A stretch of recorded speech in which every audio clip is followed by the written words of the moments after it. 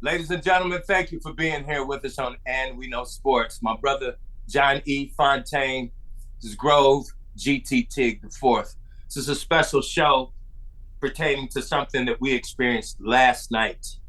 Okay, this is Tuesday that we're recording this, but last night on the Monday night football game between the Cincinnati Bengals, and the Buffalo Bills, whoo, we experienced a horrific accident as far as a hit to Damar Hamlin from the receiver, T. Higgins, on Cincinnati's team. And he seemed to get up, and then he fell hard. And here it is about 15 to 20 hours later, and he's still in critical condition. There's no but stable that's been added to it. We haven't gotten any more updates. The last update we got around 2:30 a.m. was that his heart was revived on the field. And that's all we got. So today we just wanted to come and let you know that we are definitely praying for this brother, because Fontane and I both know how it feels to be seriously pulling for other people, and to be a mentor, a brother, whatever is needed in times of need. And we are definitely sending out our prayers and uplifting that family, sending out strength, hope, and more. So my brother Fontane, how you feeling right now? I mean, honestly, still in shock, still in disbelief. I mean, 5:58 was in the first quarter. We was Yeah. running up to a very excellent start to the game. Normal routine play, normal routine tackle as it seemed. Like you said, DeMar got up, so we didn't think anything of it until he went back down. And I told my wife when it happened. I mean, right then I was like, they were like, "Who is that? Who's that down?" We don't. I'm like, "That's the dude that made the tackle. Something happened." And I didn't expect or think, because I've never experienced anything close to this, so I didn't think that, he wasn't A, not gonna get up, B, couldn't give us a thumbs up, C, would lose his heartbeat and his breath. I mean, that's what we equate to being alive. If your heart isn't beating regularly and you're not breathing, we equate that with dying. So for that to happen on the field of play with a freak accident and having to be given CPR for 9 minutes straight, Yeah. that is severe. That is very severe. That's like saying your brain is without oxygen for 9 minutes. That's a long time, and Yeah. we don't know how he is right now. So that's even more of a pain, because you don't know if he is okay, if, he gonna pull through 100%, if he can come. That's what we want. That's what we praying for. We want him to have the choice if he want to come back and play. I want him to be healthy enough to have that choice and get back out there if he wants to. But I understand if he doesn't. I just I do want him healthy again, because that was, you know it wasn't shocking in the sense of like, oh my gosh, look at that hit, or you know why did he jump in the air and he fell on his head. It was a routine play, which to me makes it even more scary and shocking, because routine plays happen 85% of the time in an NFL game. Yeah. Yeah, I agree. I agree. We don't know anything, and it is very, very frustrating that we don't know anything more than what we found out, early this morning. And but the one thing I do know, Damar Hamlin is an extremely tough and resilient brother. You know, this caused me to do a little investigation into his history and where he came from, and the kind of cat he is. Wow. This brother was one of the top cornerbacks coming out of high school. And he got a bunch, over 30 D1 scholarship offers, including, they say, Penn State and Ohio State. He chose to stay at home in Pittsburgh, where he played high school at Catholic Central Pittsburgh. So he's playing, in the high school playoffs, the finals, and he's been playing with pain, but he's killing it. So when he gets to Pittsburgh, he's still in a little pain, but he's being resilient. And then the medical team there recommend he takes the surgery to fix it. And so he does that. He takes a year to rehab, still feeling the same thing. The very next year, the same suggestion, surgery. So he takes another year and another year, Fontane and everybody, okay? Then finally, he fights to get his red shirt to have a 5th year. And they move him from cornerback to safety, which those of you that don't know the differentiation between those positions, it's huge, okay? Cornerbacks, they are checking the man or a zone. Safeties are looking at the whole field. However, you put your man there because he's a playmaker. You don't really need a lot of speed. You just need somebody to make quick decisions. Well, he did that and became one of the best in the country. So he gets drafted by the Bills.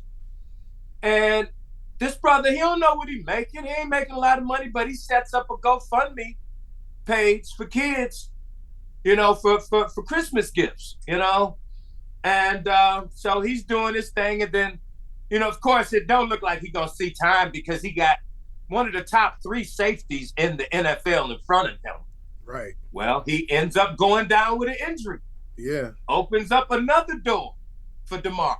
And he kills it. He's been doing very well this year. So the one thing I do know, this brother has been turned down many times. And the faith that I have in my heart and soul right now is that I feel that he is going to pull through. And I'm praying for a miracle right now. I'm concerned as far as how the brothers on the Bills feel. The brothers from the Bengals, especially T. Higgins, and all the millions of people, the thousands that was there and the millions that watched it on TV, none of us have seen this before. And you can see it on the faces of all the guys on the field, coaches, staff, players. They look like little boys that just got their toy taken away. And they had never experienced that, man.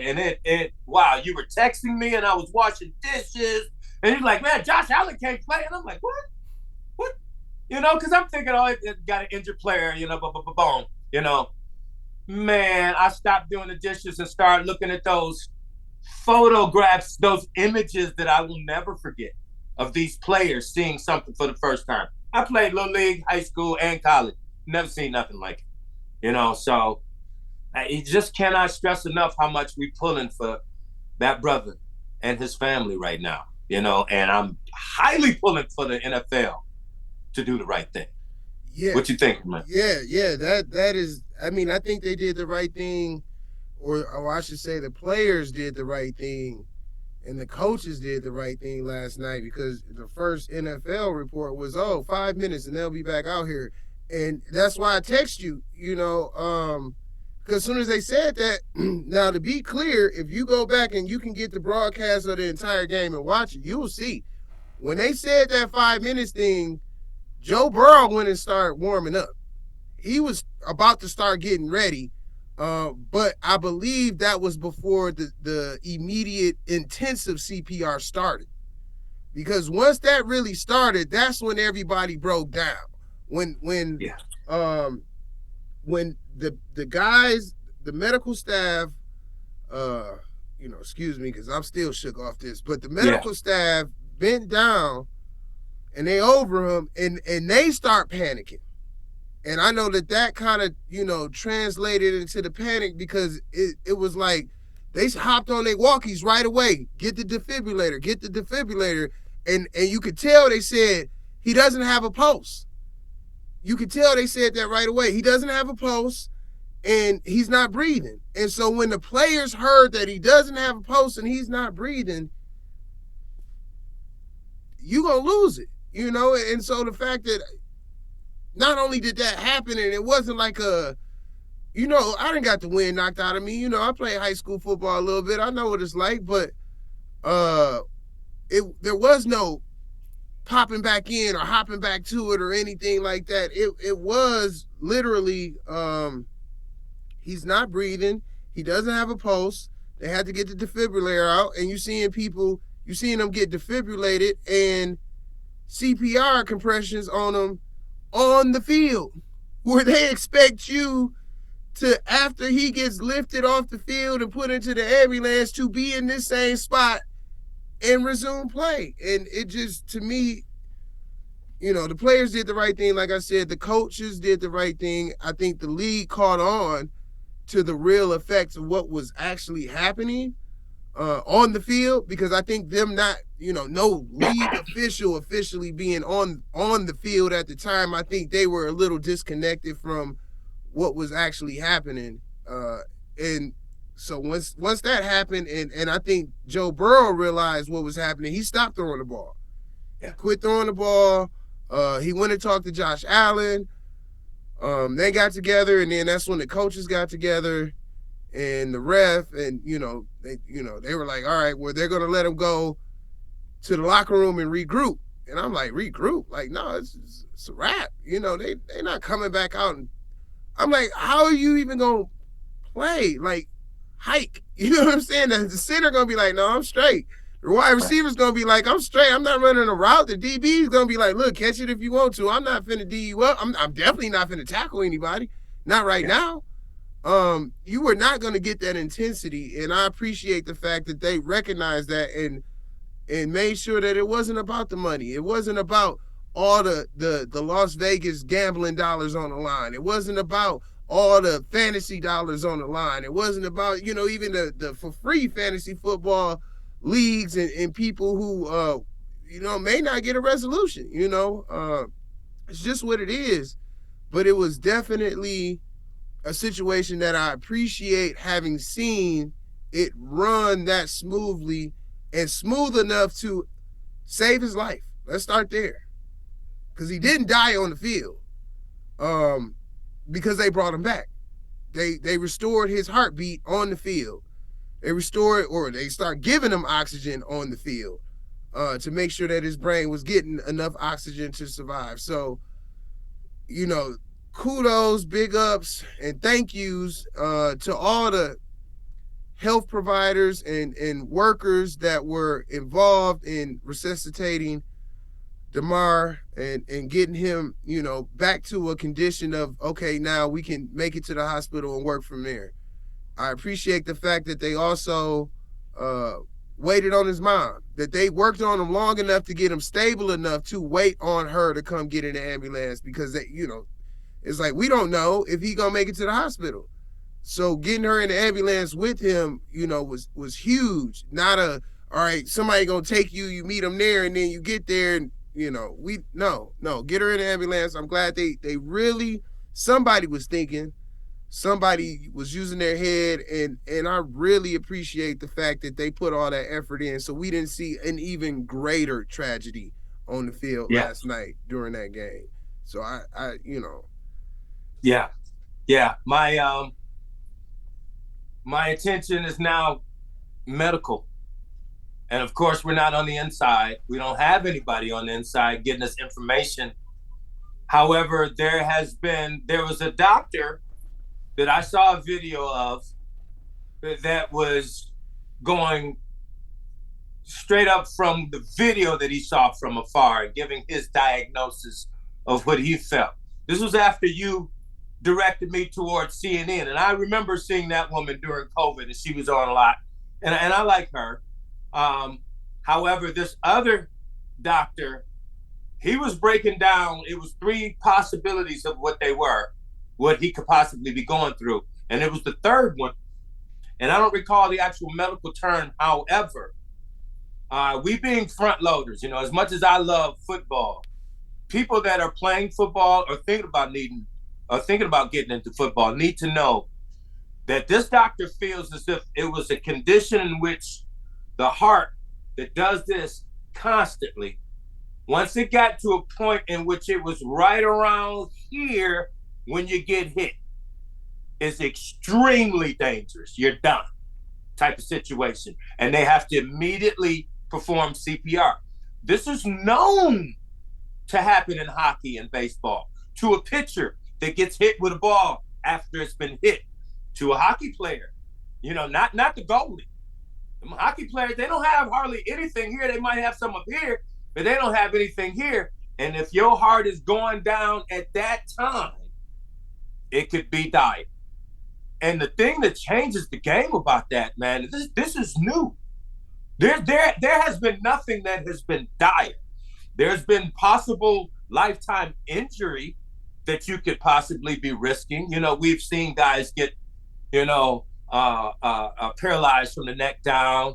We've seen some horrific hits, but just like you said, it was a routine thing that mixed with an extremely rare thing, especially in football, that happened. And it is now a reality. It is no longer rare. It's a reality. And this is very important that we get the information so that we can all really think hard about what we're going to do about the sport. That's my biggest issue with it. Like you just said, it's rare, but now it's a reality. So how common will it become? And it's like you can't dictate any of that. You can't. None. And you can't say, oh, well, you can't hit him in the chest. I mean, you have nowhere else to hit anybody. Like you can't go low, you can't go high, you can't go in the mid. It's like we are getting to flag football. And I definitely have never been a proponent of turning the NFL into flag football at all. Not in the least bit. I really do like football and the way it's played. But when you start thinking about this is a game where every game you watch, every play you watch could be the last play of someone's life, we don't condone that in our society. We don't watch blood sport. We don't have blood sport with weapons. We don't allow duels. Oh, we got a beef, let's have a shootout. Also everybody come watch this shootout. We don't do that where we know this competition will end with someone's death or potentially. I know UFC is very close to that, but they are trained fighters and they are trained to defend themselves. And there's a referee that is in the ring with them to make sure that it doesn't go too far. With football, yes, there's a referee out there, but he can't intervene during a hit. He can't intervene during a tackle. Yeah. And this again, my issue is when I bring up the UFC, that's a bit extreme. But what I'm saying is in football, this was a routine play. This was a regular tackle. This was not T. Higgins super loading up and dropping something. No. This was not friendly fire. This was a routine, regular one-on-one tackle that they do in practice. So think about that. They practice this. This could have happened in practice because of the freak nature of how it happened. So when you think about a game where this could happen at any time or any hit or during, in practice or in the game with any players, it really makes you rethink football. It really makes me rethink, like, okay, what are the players thinking? How are the players, if you making tens of millions of dollars right now, do you feel like it's worth it after last night? They definitely didn't feel like it was worth it playing last night, which I totally agree with because I didn't feel like watching football after that. You see a man lose his breathing ability and his heartbeat on the field and need his heartbeat restored, the game no longer matters. The only thing that matters is the health of Damar Hamlin, which still matters. And that is why we are doing this, because we don't want it to get to Thursday and everybody just back to a regular cycle of stuff. No, we want to remind you Thursday that this really happened this week. That's why we have to do this now and get it out there, because at the end of the day, there has to be answers. Questions answered, I should say. There has to be answers, but the questions that need to be answered is, players, how do you feel? What do you want to do? Do you want to keep playing? I know it's a billion-dollar industry, but when this can happen to anybody at any time, like, what do we say? What do we say? Yeah, man, this has changed the game. I will never be the same now. I'll No. never be the same. I'm always going to be concerned if this continues. This sport of professional football. Um, and then, I mean, it's every level. It's every level. This is a condition that I've never known of. And they talk about it as happening in baseball and hockey so much. That was really kind of ticking me off because I had never heard it at all. Well, I've never heard of the response being this way, but I've heard of the condition. It's when your heart, they call it getting fibrillated. That's why they got a defibrillator, because your heart gets fibrillated. I guess is what you call it. I'm not a doctor, but yeah, they say it happens more in the youth. It happens more in the youth than the adults because their cavity wall is not as built up as an adult's is. So yeah, I mean, like you said, at all levels, where do we go? How do we, convince? We're gonna have to come up with a heart pad or something. Some type of extra little something up in here, some type of protection. Yeah, something. Yeah. Go ahead and I like that, it, my brother. I like that. I like that. Yeah. Proceeds go to the Hamlins, man, and call it the Hamlin. I don't know. This brother has laid a lot of footprints. And again, I'm hoping he makes it through. Yes. I'm hoping yet again the NFL gets in front of this thing and does the right thing. It feels to me, as much as I hate to say it, like they're taking a route of negligence, like they're trying to keep that from happening, as opposed to being in front of it and just doing the right thing. I mean, this isn't a criminal situation. This was an accident. However, I can see how a bunch of money cats, let me just get that out, can feel like, oh, this happened in one of our stadiums. This happened on one of our fields. What are we going, it's like, dude, that should not matter. Please do the right thing, the NFL. Get us the information that we need to know about this brother. Of course, get it to their family first, and with their family's permission, we need to know. We got relatives. We got relatives. I got Famadou's son, Troy Brown, declaring for the NFL. He out there in Dallas right now. I got my frat brother Rick Curtis. His son Noah Curtis is getting ready right now. We got cats. My neighbors. His cousin had an interception for Penn State yesterday. Kalen King. So we got cats that have dreamed about this their whole life, that everything has changed. And NFL, you got to come out and make us all feel better to continue this. Yes, I agree. I agree totally. Man, brother, thank you. Thank you for even, Thank you, man. I'm glad you was on the same page. To express it in this way and just, take a beat this week, and really reflect on what we saw, how it affected us, and how we feel about it even moving forward, and kind of just leaving it at that this week. And we'll see what happens, this weekend and next week and moving forward. We'll see what Damar Hamlin's health is like. God willing, we are praying for drastic improvement. Yes. I pray when they take the tube out and he get up, he like, what happened? He don't even know what happened, Yeah. And then he look at his GoFundMe and see the $4 million in there, like, oh, okay, Yes.